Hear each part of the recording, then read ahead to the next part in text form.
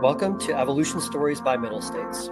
This interview series is devoted to teaching you how to lead change in education. We're here because facilitating change in schools has never been harder or more important. So this is your place to learn from those who are leading the way. Today's guest is a true global educator, from Germany to Atlanta to Washington, stopover in Syria. She has bridged languages and music and international education, and she's led schools on both sides of the Atlantic, and most importantly is shaping minds and global citizens. So let's get ready to hear from Suzanna Jemsby. Welcome back, everybody. My name is Christian Talbot. I am the president of the Middle States Association, and I am joined by a very special guest today. This is the first time on Evolution Stories that we've had not only a change leader in schools, but someone who is a commissioner at Middle States. And I am thrilled to be joined by Suzanna Jemsby.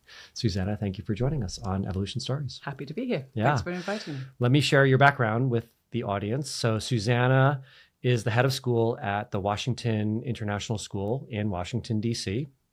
Previously, she was the head of school at the Galloway School in Atlanta and the executive director of the Center for the Advancement and Study of International Education, CASE. She earned her bachelor's and master's degrees in modern and medieval languages at Cambridge, and in 2015 became a fellow in the head of school program of the Klingenstein Center at Columbia University here in New York City. Suzanna also attended the London College of Music and is an avid cellist. And in addition to her native English, she speaks Swedish, German, and French. Those credentials far outstrip mine. I can speak English and have not done half of the things that you've done, but it's going to make for a rich conversation. So thanks for being here. I better not let you down, and we'll do this in English, yes? Yeah, I hope so. I hope so, yeah, because I only know bad words in the other languages. What drew you to education in the first place? So I think I knew aged 8 that I wanted to go into education. I wanted to be a teacher. Interestingly enough, when I got to college and finishing up my degree, then they sort of did the milk rounds. All these companies came through, and I was sort of swayed to apply for some jobs that were outside of teaching. I applied for one in teaching too. And then I ended up with 3 jobs on offer. One was with a wine merchant, and it was a really great opportunity maybe to use all my languages. And I thought, maybe not at this point, straight after college. Come back around to that later in life. Anderson Consulting and teaching. And the Anderson Consulting offer was literally 3 times the salary. Had to be. Easily. And it looked very lucrative. It was going to be London. And then I also was offered a teaching job in London. And so I said, okay, let's flip a coin. And I flipped a coin. And the coin went up in the air, came back down, and it came back down, Anderson Consulting. And I felt physically sort of nauseous. Wow. And so I had my answer. It was a very visceral response. I realized I need to be in teaching. Wow. So that's how it came about. So there's a lot of luck involved in my sort of arc, I would say, in education. But that was the first moment where I sort of lucked into it, but never looked back. Is that that's a fascinating story. Is that a decision-making kind of a posture for you? In other words, had you been up to that point used to trusting your gut instinct? Or was that the first time you remember kind of thinking like, I know the decision says this, but I have to do something different? You know, it's going to sound weird. I don't honestly remember making many decisions before that. A lot of the decisions were made for me, right? You're going to go to this school, you're going to play this instrument, et cetera, et cetera. So this was the first time I think I was making a big decision for myself. And it turns out I did care. And I definitely followed my gut and didn't look back. And there was a reason for it. It was probably laziness as well, because I knew teaching, because everyone has been to school. They have a good sense of what it was. And I remember my father saying to me, you can use all your talents in a school. You can play your cello, you can use your languages, you can run out and play hockey, you can do everything. So it's a sort of a continuation. You can punt decisions. And I don't know whether it was his influence or me flipping that coin, but I never looked back. Wow. And to this day, do you still pay close attention to your gut instincts? Yes. Yeah. Very much so. I do have an 8-ball on my desk, and that sort of throws people sometimes. They come in like, do you run the school using that? And the answer is, only for fun. I mean, my strength and my weakness, I would say, is being able to make a decision. Follow my gut. And it's often right, but it can be too fast for others sometimes. So that's something I always have in my... It sounds like there's at least one story there. Oh, I'm sure.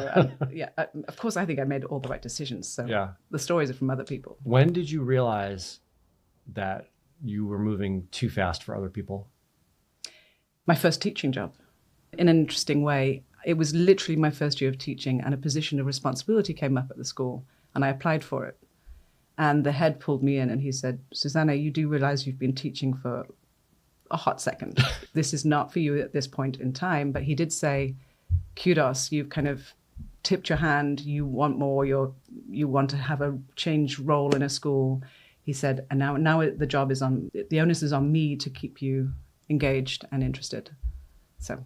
Was that out of naivete? Like you just didn't know any better? Yes, and I'd say it was and I'd already seen parts of the school and the way it functioned that I thought could be improved. Mm-hmm. And I thought I had ideas, even though I had no place whatsoever. I was 22 years old, right? And barely any teaching under my belt. But I thought I could see systems that could be improved. Yeah. When has that instinct to make decisions quickly and to seek change quickly, whether personal or institutional, when has that been problematic for you? Ooh. Or caused problems for others, maybe? On the personal side, I'm sure there's a gazillion. They might come to me. But I would say at my last headship, there was definitely times when I moved super fast on things and didn't think through the repercussions of what I was doing. And yet I could see clearly the end. My current school, and actually at the previous school, we used a thinking preference index called HBDI, Herman Brain Dominance Index. And it really tells you how you prefer to think. And I prefer to think in big picture and in people. Those are my sort of two preferences, just to simplify the approach. And people have joked that if there were a tornado heading for a school, I would like to go up on the roof with a camera and take pictures. Whereas everybody else is like, what about the kids? Are we going to get them out safely? How are we going to communicate emergency systems and so on to the parents? And I'm on the roof with a camera. Yeah. So I think that sort of a little bit personifies how I like to lead. Yeah. And it's mostly not problematic, but it can be. Yeah. I mean, that totally resonates for me. I got myself into hot water more often than not by moving faster than those around me. And I probably didn't have the same good instincts about what was a good decision either. So I'm sure a lot of them were poor, but we've talked about this before. Schools typically move at the speed of a cruise ship at best of times, sometimes a battleship, if there's a lot of disputes and conflict in the school. And I like to be in a catamaran. Yeah. And I think you do too. Yeah, for sure. You've been ahead of school a few times. You've probably led lots of change projects, change initiatives. So I just want to be clear for the audience's sake, when I refer to a change project or a change initiative, I'm not talking about the typical day-to-day changes that are inevitable in any school. And everybody who's ahead of school has to switch contexts, somewhere between like 10 and 15 times a day, if not more. And that alone is a form of change management that is not often spoken of, but really taxing on leaders. So I'm not talking about the day-to-day changes that it would be typical, but bigger projects, visionary things maybe that you wanted to pursue or that the board and you agreed would be important. And like maybe tell us about one of those that was not successful, even though you were passionate about it. So I think I was beginning to tell you that in the last answer at the Galloway School in Atlanta, we had really got to the edges of our capacity with athletic space, and we wanted to add additional space, and particularly for baseball, softball. And we identified a piece of land, we had seen it, and we went sort of full court press. That's the wrong sports metaphor, but we went straight out to try and get this piece of land. And we hit enormous resistance quite quickly. And it was neighbors coming out with sort of, not pitchforks exactly, but placards, road signs. We had multiple meetings with the local zoning boards and neighbors came out, and I was beside myself because I could not understand their anger. And it was truly anger. And we had students there to sort of explain why they felt they needed these fields. In my mind, it was completely an innocuous and an appropriate ask. These were green pastures. We weren't going to be putting up a whole lot. It's a quiet sport. It was going to be between 3 and 6 p.m. Monday through Friday, not even year round. I thought it was a really innocuous ask, and actually was going to convert some land which wasn't otherwise being used properly. It got ugly really quickly. Wow. And it got quite personal as well. There were certain message boards that came up, and I'll never know whether it's because I'm a woman, but there was a lot of chatter about me as a woman head, and it became quite deeply personal. Wow. There were road signs along the route. It happened to be my route from school to home, and it said, Galloway, go away, these kinds of things. Wow. And remember, my children were quite young at the time, and they attended the school. They must have been probably 3, 5, and 7. And we would drive past these signs, and they would be asking me, Mama, what have you done? Wow. What have So this is when you realize you're wearing that. You think you're just the head of school, but you're also carrying the can of these kids who are disappointed. And then they have to sit with me around the dinner table and look at me on a day where we failed. And then to sort of add insult to injury, we thought we had the top zoning lawyer that could get us through. And I think she was possibly also a little bit like me in that she hadn't appreciated the deep anger of these neighbors, and she sort of was throwing the law at them rather than human kindness. And so we missed that completely. And the next thing we knew, we'd actually also run up huge legal bills with her. Oh, yeah. So back to the board, and it was sort of scratch our heads. How could we have failed so badly? And I have all kinds of thoughts as to how I would do it today, but I'm not sure I would have done it differently at the time. I just don't think I had matured as a leader at that point. I wouldn't have known better. What did you say to your kids? I think the kids, luckily, they've only ever been in a school with me as the head. So I don't think they're blaming me per se, but they were just sort of dumbstruck. And then they went to a place of, are you okay? This must be difficult. And to this day, they're very empathetic. They'll ask me, how was your day? Is there anything that went down that we can support you with, which is good. Because they're aware that this, you remember those days, I'm sure, when you went home. Did your kids attend your school? No, they were too little. Well, I was at an all-boys Catholic school, so daughter certainly wouldn't be going. But but what you said really resonates for me in a way that I haven't thought about this in a long time. And tell me if I'm missing or misinterpreting what you said, but it sounds like you became the screen onto which people were projecting things. It was not a bit like they had no idea who Suzanna was. No. But they were making you into something. That's right. Yeah. And I totally forgot about that feature of being a head of school, that you become a board onto which people project. That's right. Often the worst things. Yeah. And then it's interesting, some rhetoric came out. I'm not from around here. These kinds of things. Clearly my English wasn't terribly Atlantan.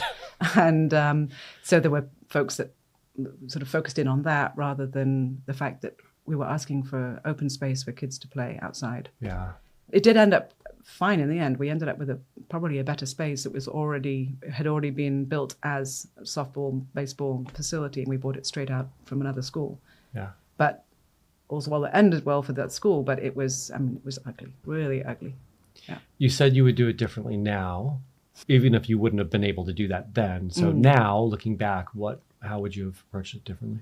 Well, so may I flip it to a success in a school? Sure, yeah, please. I'm now the head at Washington International School, and we have just completed a whopping construction project. The project started in the year 2011, i.e. the process to get the building, right? So there was a vision. I was not at the school at the time. There was a vision to build a facility, particularly for science and for science mainly, but we've also consequently been able to put in other things into this building. But I came into the project, it was supposed to have been approved, but unfortunately, years of trying and varying levels of bureaucracy in DC, it wasn't approved. And so when I walked into the position, I knew I had to sort of start over and get this building approved. It was the board's biggest priority. It was the school's biggest need. And so right from the get-go, I knew my job was to get this thing built. And I said very clearly, I said, you do know I have really messed this up at a previous school. All's well that ended well, but I'm now, you're asking me to go about this, and I'll go about this very differently. And on the one hand, it was good that my predecessor had failed, because we knew sort of what didn't work, and we also knew what the wrath of the neighbors was. But I went about it 180 degrees. I decided to literally go down to the road where everybody seemed to be in huge opposition to the school. And I knocked on the doors. I went door to door, and I introduced myself, and I said, I'm the new head at the Washington International School. And I just took it on the chin. And it's sort of what they call in the South, you have to just grip and grin, right? And so I did the grip and grin all up and down this street. Most of those people were huge opponents. Occasionally you found a really delightful neighbor who wanted to lean in and help the school, but they threw all kinds of myths about the school at me. Like what? Well, so one lady, she whacked her finger in my face and she said, the problem with you all is, and she went on to say, none of you stay here, you're transient. You don't pay taxes. You drive your cars through the neighborhood too fast. You don't really care for the general environment and so on. And I said, well, then shame on us. We have communicated poorly about who we are. So the vast majority of our community does pay taxes. Now there is a small portion that works at the IMF, World Bank, that don't. But I said that many of us stay for many, many years. In fact, more than half of our students are lifers. I pay taxes. I know I don't sound as if I'm from around here, but I'm a US citizen. And I have walked every day to this campus. I have never once driven a car. And I said, I do understand that people are driving through, but do you know our initiatives to encourage children to take alternate transportation and so on? So you could see her sort of pause. And then, so that initial, knocking and gripping and grinning went decently. And then we had another round. I put little vouchers into their mailboxes for our coffee shop. We have a coffee shop on campus, and it's truly the closest coffee shop for any of these neighbors. Yeah. I said, just come on up. You come and have a coffee. Some of them came, others didn't. And I think the third round, we got lucky in terms of there was a nature incident, and it knocked out the power on that street for 3-4 days. And wow. We had a huge generator. So we put little notes in their mailbox. Do you need to come and shower? Do you need to come and use the internet? And I think slowly, one neighbor at a time, they realized, okay, why are we really opposing this project? We can't see it from our homes. Because the design we ended up going with is not visible. The original project was, to be fair, but the one we've ultimately built is not visible to them. And I think they could see that there could be a partnership. We invite them to concerts. We invite them to use, in the future, we'll be inviting them to use what we're calling WISFIT, our gym. And WISFIT, that's good. And we also have a pickleball court. And we have a soccer field. So these are things that we can leverage to help them feel as if we are good neighbors. Yeah. And I didn't have that foresight with the previous school. It also wasn't right. It wasn't adjacent to the school, the previous project, right, at Galloway. So this was easier to do. We knew we had to behave well with these neighbors. And so ultimately we've built this extraordinary new facility, and it has transformed how we work as a school. I'm just like 1 week in at this point, but it feels dramatically different. It's amazing. Well, congratulations. That's Thank you. Awesome. Yeah. I'm curious, having had the Galloway experience coming into the Washington International School situation, before you embark on this door-to-door campaign, were you struggling at all with the desire to create the change that the board certainly wanted? I don't know how you personally felt about it. It sounds like minimally you saw it as the school's highest need, so presumably pretty urgent. Were you struggling at all between that urgency and alignment around the urgency on the school side and knowing, I suspect you knew, like, this is not going to be an overnight win. Like, this is going to take me a long time, probably. I think I would have found that so frustrating, I would have jumped out of my skin. It's certainly not on brand for me, right? I'm impatient. I'm very impatient. But it was an interesting challenge to me. Somehow I felt it was one of those things I had to win people over. And I told you I sort of live in these two thinking preferences, big ideas and people. And the massive number of constituents I had to work with to crack that was amazing. We were at the local library, we're working with the politicians, lobbyists, the mayor's office, the local churches, these individual neighbors, our own population, some of whom didn't think we should be building this building. Oh, really? Yeah, I mean, classic alumni. Oh, well, we survived in a barrack from the 1940s. Yeah. We don't need this space.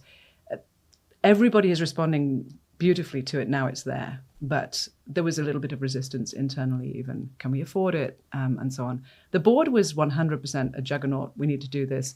And I had bought into that, right? I had bought into wanting to do this. And so I knew it was my job. And so I went about it really hard. And we got actually lucky. It did take a long time. It took 5 years to get to the place where we could put shovels in the ground. But it's actually 1 year faster than we thought it was going to be. Really? Because we got to this place. Approvals in DC are an interesting beast. And there had one neighbor come forward and thrown in an objection on the last round, we could have had another year on the clock, and it never happened. And we were sort of sitting there waiting for the shoe to drop, and it never dropped. So we were like, okay, here we go.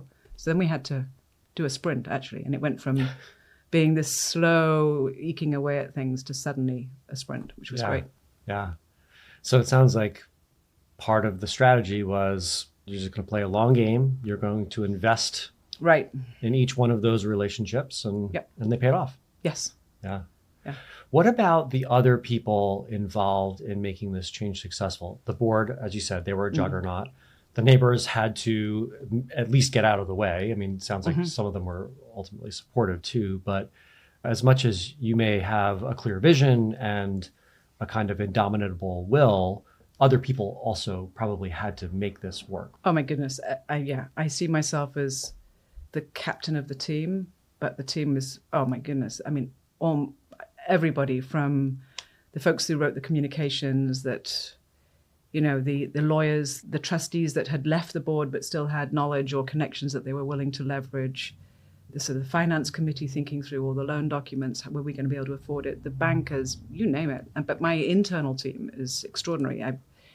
I feel like my job is to hire super amazing people and then get out of the way mostly. Yeah. And now I did have to captain this project, but at any point it would have gone ahead. The director of facilities at the school is extraordinary, and he and I were able to ultimately, once the sprint started, we were able to move super fast. We align on 98.4% of our decisions. Yeah. It's such an interesting metaphor to use, the captain metaphor. It makes me think immediately of a book I love called The Captain Class, which it's a fantastic book. It's by a former sports journalist, and he started his career in the 90s covering the Bulls in Chicago when they were on their first tear through the NBA championships.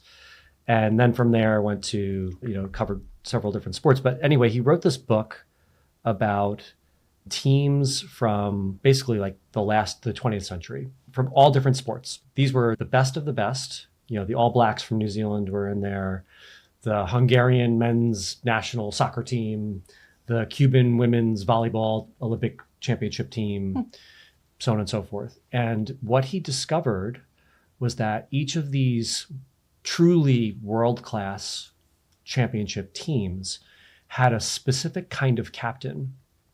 The captain was almost never the high scorer. They were almost never the leader in any of the most important statistical categories. But they had these other characteristics. And that's really ultimately what the book is about. What are these other characteristics? Sounds like a good read, actually. It's a great read. I'm curious, like if I said to you, what are those characteristics for you as a captain that enable you to get the best out of your director of facilities, your communications team, your board, all those other people who had to make this work? For me, I think it's highly relational. I do enjoy being with these people and empowering them to do what they know best. You wouldn't want me being the director of facilities. That would be a dreadful decision. But can I be a captain? Yes. Coach? No. I'm not standing on the sidelines telling people what to do.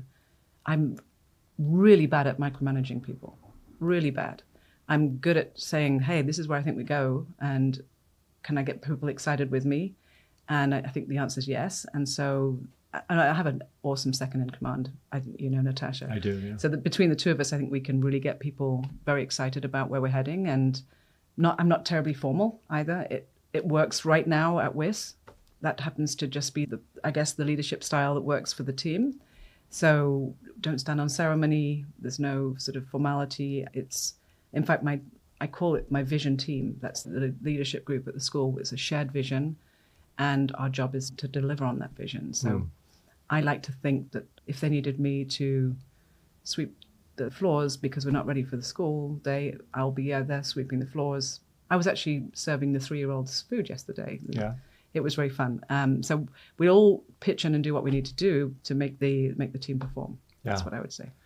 That's such a huge lesson for the audience listening to this or watching this, that I feel so strongly the same way that the head or any senior leader, doesn't even have to be the head of school per se, but they need to be willing to do whatever's perceived as among the most menial tasks. Mm-hmm. Because if you're not willing to do that, you're in some ways really saying, I'm not part of that. And that to me is one of the fastest ways to lose the team. To lose credibility, yes. I remember one of my first leadership positions, I became a principal quite young, I suppose, in the general scheme of things. And asking folks I realized I was going to be asking people to write report cards and to lead department meetings and so on. So I thought it very important that I teach, and that I teach a highly visible class that was going to have measurable exam results, and that I was going to sit in the faculty meetings as a faculty member as well. So whatever I was asking people to do, I was indeed doing my work as well. Mm-hmm. I would struggle to do that today. My goodness, I have so much respect for teachers. I could not get back in the classroom today. Yeah. I would really struggle. I think the technology alone, the platforms that are being used to be effective with students, I don't have enough exposure to. So I'd struggle to and yet, at the same time, you've certainly inspired, encouraged WIS to do work with AI. That's correct. Yeah. Right. So that's an interesting tension right there. You wouldn't want to necessarily be in the classroom using AI with kids, I'm assuming.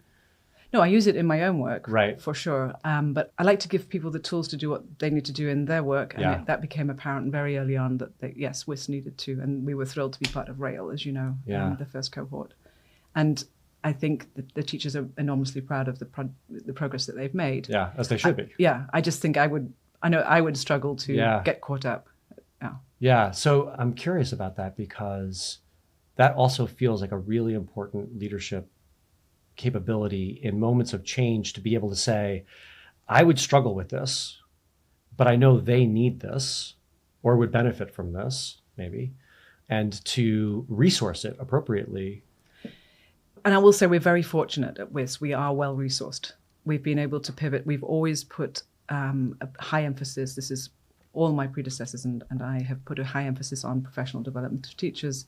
And basically, if a teacher wants to do it, we're going to find a way for them to do it. That should never be stand in the way. And contrary to many international schools, and by the way, this is the fourth in which I've worked, the teachers think they might be coming for 2 or 3 years, and they end up staying because we have built a professional learning community where they see that we invest in them. We have a board in the entrance to the school which commemorates those who have worked at the school for 21 years. We've just had to put up a second board because so many people see out their careers at WIS, but also just invest many, many years, which is super unusual in the international school world. Extremely unusual, yeah. So there's something happening whereby people are seeing, oh, good, the school's investing in me. They want me to be here, and they like professional growth, and so we've been able to resource that. Yeah. Have you ever struggled with resource allocation? Not in the sense of there isn't enough money to go around, but more in the sense of, here's the pool of money. It's substantial. I want to spend it on these things, but the faculty, for professional learning reasons, might want to spend it on something different.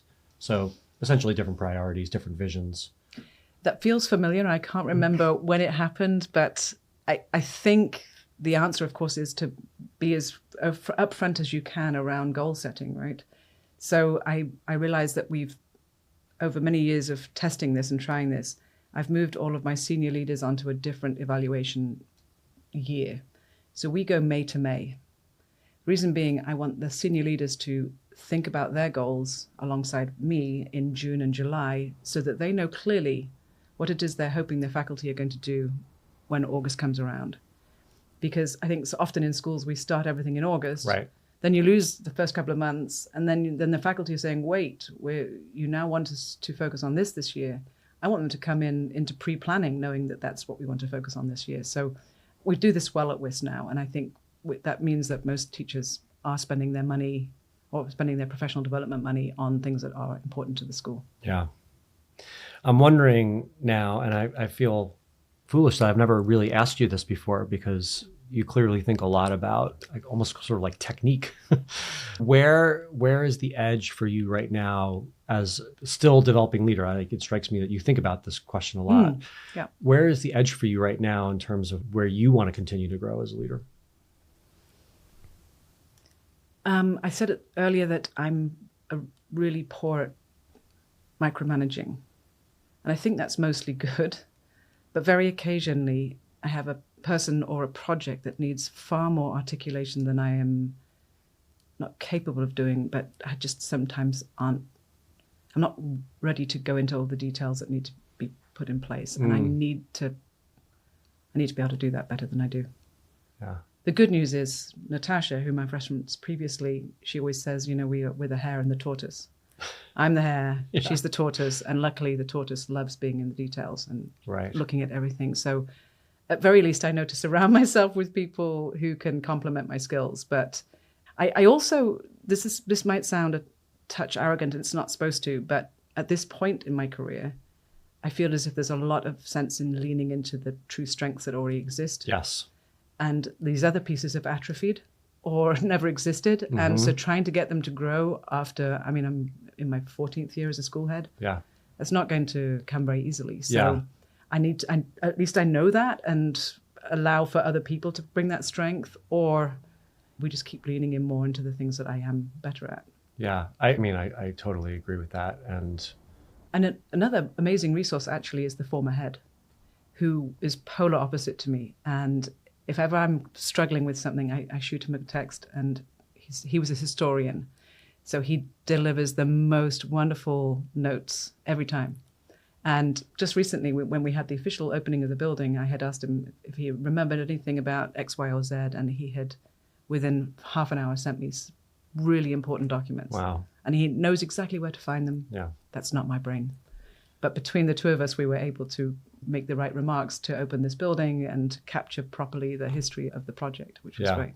I probably used a word that I shouldn't have. I used the word technique because I think I was trying to look for something different. I think what you just described is a really important posture and point of view. It's that notion that at this point in my career, could I spend time working on things that maybe I was never good at to begin with, or that could be better? Yeah, I could do that, but it makes more sense for me to invest in my strengths and invest in the strengths of other people to make a complementary situation. The micromanaging piece is really interesting to me. I know early in my career, even sort of now, I really don't like to micromanage people. I find that if I'm micromanaging someone, it's a leading indicator, or rather a lagging indicator that there's a problem with the dynamic or the employee often.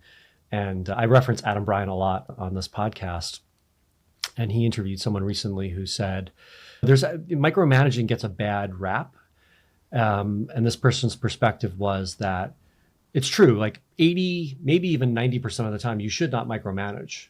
But there are certain things, 10 to 20% of things that are so important for which you do have such a strong point of view, and maybe the complementary skills and strengths behind it, that you should micromanage those things. Because if the team does not perform to the level that you need or expect, then everybody loses ultimately. You can't say, well, I don't want to micromanage. That's not an excuse at that point. I listened to an interview recently with Gordon Ramsay, who's actually, I think, personally or privately, not quite the ogre he appears to be on TV, but it makes for good TV, so they play it up. And he has realized that his name is associated, his actual name is associated with so much of the quality of what needs to happen. So he gets drawn into checking the technique of how you're cutting these vegetables, and the foam that comes out actually doesn't do foam, but these other pieces that make a delicious Michelin star experience. And he said he has to breathe all over it, or be so sure that the people that he's hired are top notch that he can truly back off. Yeah. And I like to think that I've got the group of people that is so top notch I don't have to micromanage them. Yeah. Which is a skill in and of itself, to be able to spot that talent, Yeah. hire them, nurture them in a way that makes them want to stay for 20 years or more. Yep. Yeah. Very true. Maybe we can end with your sharing how you view successful change and failed change. So I think let's start with the failed. And I think it happens quite often in schools, unfortunately. It's when the students get forgotten. So often I think people go into an idea or a project or an initiative with the best of intentions, but they're actually forgetting to either get student input, measure the student experience, and you waste a lot of time. And often a lot of people are involved in some amazing idea, and then it ends up not really impacting students. And we know that we want to inspire wise change in schools, and that has to impact students. And I think we adults in schools forget that. Yeah.